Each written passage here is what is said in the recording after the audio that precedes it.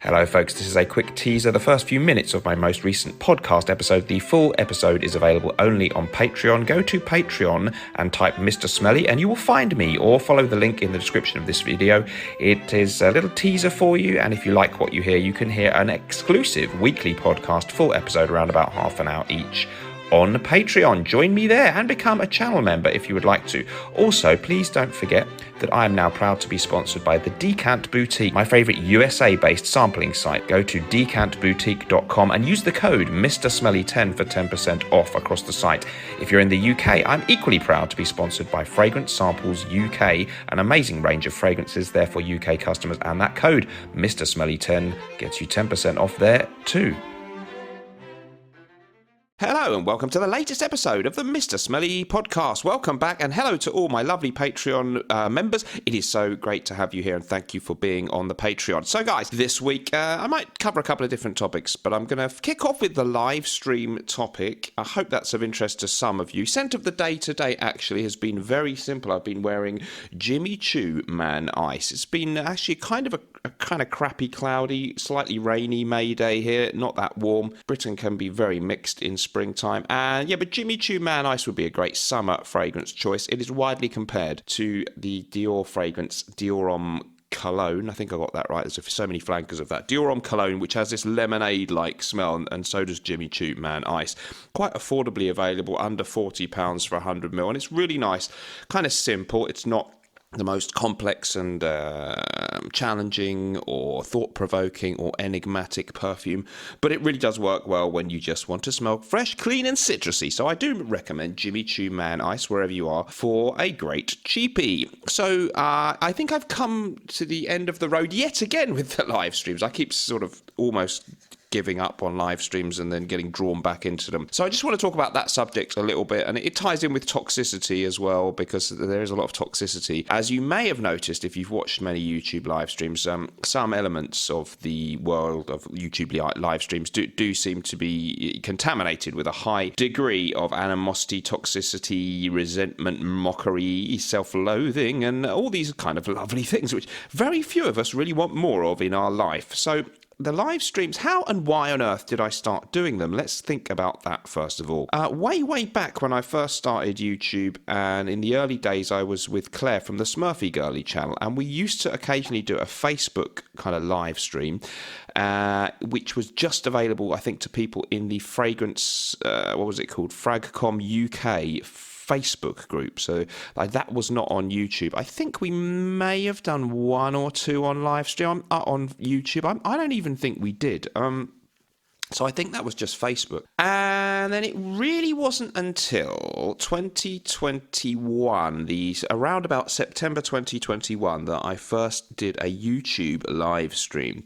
The main reason, the person that inspired me to do it actually most, was Archie Luxury. And I better explain about him. So Archie Luxury, in case you don't know, is a wristwatch YouTuber. He's been going well over 10 years on YouTube, and he is, to me, a very fascinating character. A lot of good things about him and a lot of really appalling things you can say about Archie Luxury. So cut it a long story short, he has he lives in Brisbane, Australia, Brisbane as he calls it, Australia, and he has a great knowledge of luxury watches and some other luxury goods too. He has this kind of personality disorder, you could say, where he really fetishizes certain luxury goods. And ironically, at the same time, by his own admission, he is often wearing a shirt that is thread-borne, to use his expression. So, he's very tight in some areas and doesn't buy new clothes, or, sometimes doesn't appear to have made a huge effort to present himself brilliantly, and yet he may be wearing a $30,000-$40,000 watch or something like that. And he also has Louis Vuitton handbags and, what are those things called? A Birkin and all these kind of things. It costs ridiculous amounts of money. I've no idea why anyone would spend that on a Birkin or a handbag type thing, but he does love the wristwatches. So he basically says he's living a champagne lifestyle on beer money or something like that, and I guess that's the contrast. And he has a very foul mouth when he wants to. He's kind of reined that in a little bit the last few years. He did do videos where He talked about watches. He still does pre-recorded videos. He reviews people's watch collection. They send him in photos of their 5 or 6 watches that they own, and then he gives them advice which is a good watch which ones they should keep, which ones they should maybe get rid of and sell, and what they need to maybe get to improve the collection. And if they've not got a very expensive collection, or if they've got certain things that maybe are expensive but are not Rolexes and cost similar money but don't really have the same retention of value, he goes absolutely apeshit, and those episodes are often called Archie Explodes. And I do find sometimes outbursts of rage and things, even though I don't condone some of the ways he behaves, compelling viewing, whereas some people just find it totally, they get secondhand embarrassment, or they just simply can't watch. And for some reason, maybe he expresses some inner rage that I also feel but dare not express. I think it must be something like that. Anyhow, during the lockdown, I think he started to do more and more live streams, and he quickly realised that you could get something called a super chat, where people pay money to have their chat highlighted on the screen and read out in the live chat, the viewers' chat in the comments. And because he was in that very fortunate watch space of the luxury watch community, a lot of the viewers had a lot of disposable income, and it became almost a kind of competition to see who could appear to be the most generous. And so although he may only have had 100 or 200 people watching, maybe 200 to 300 on a really good show, he was getting certainly hundreds of dollars of live super chats per show. And so he started to do them daily and was making a sort of pretty decent living out of the super chats, basically, more than anything else, more than any paid reviews or the sponsorships he had.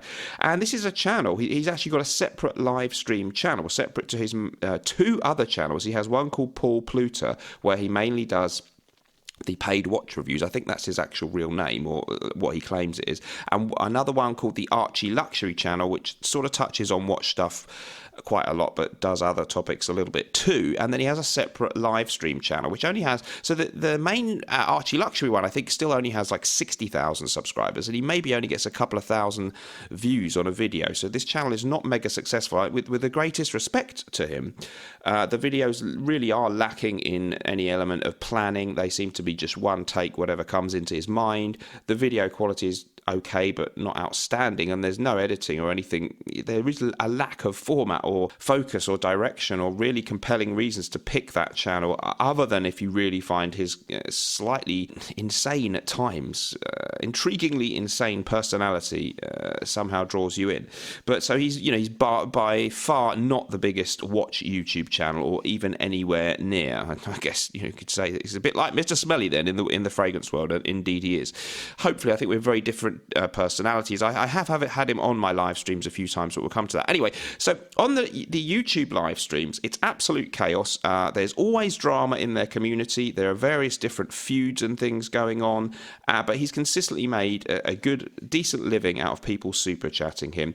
And it's a fascinating world of drama, of animosity, of narcissism, of greed. And it's a bit like watching Dynasty, really, except it doesn't make anything like as much sense. There are lots of people on the screen at one time, many of them just avatars, shouting, swearing, falling in and out of friendship with each other, accusing each other of betrayal and being Judases and all this kind of stuff. It's kind of interesting if you're really strange and you like watching really strange things. Anyway, this part of me that is drawn to this world of drama, and maybe that's where I go wrong. I know a lot of people think I should never have done live streams. I should just have stayed the classy, supposed English gentleman talking about old school fragrances, and perhaps I should. But I was drawn into the idea that perhaps we could have a fragrance community version of things. So that's kind of what I tried to do. But it doesn't quite translate as easily as that to the fragrance community. So we've had some really interesting times on the stream, but what I've found is that the live streams do attract the people in this world, maybe who have mental health issues, I think, a lot of the time, or people who really don't have a lot else going on in their life, which could be people who aren't fulfilled or successful or happy, or maybe have issues, okay? And obviously, as the host, I include myself in that, because for a while I did them every Friday and Saturday evening, almost without fail, which tells you that I didn't have a partner in my life who would, they wouldn't be too happy if their boyfriend or husband spent every Friday and Saturday night live streaming for 3 hours. But I didn't have any of that kind of stuff, so I was able to do it, and it became a substitute for my social life. We got some interesting regular guests, but again, very few regular guests that actually had a decent-sized YouTube channel or knew how to make good YouTube content of any kind. The exception to that being Clement CC, who was on there maybe for about the first year, but finally kind of came to the end of her tether with it. And I don't blame her, and also she moved on, and I think she was a bit more busy in her own social life. So we used to have her every Friday as a guest, but aside from that, with one or two occasional exceptions, and with all due respect to these people, most of the regulars were people without huge YouTube channels. Maybe they just had been people who were in the chat and they came into the stream eventually because they were tempted to hop on, because it's a format where you can invite people on by giving them the link. Or we had some smaller YouTubers, but a lot of those people tend to be a bit resentful and that kind of thing. So they could, they would come on and be sort of there with me, but start fights with other people.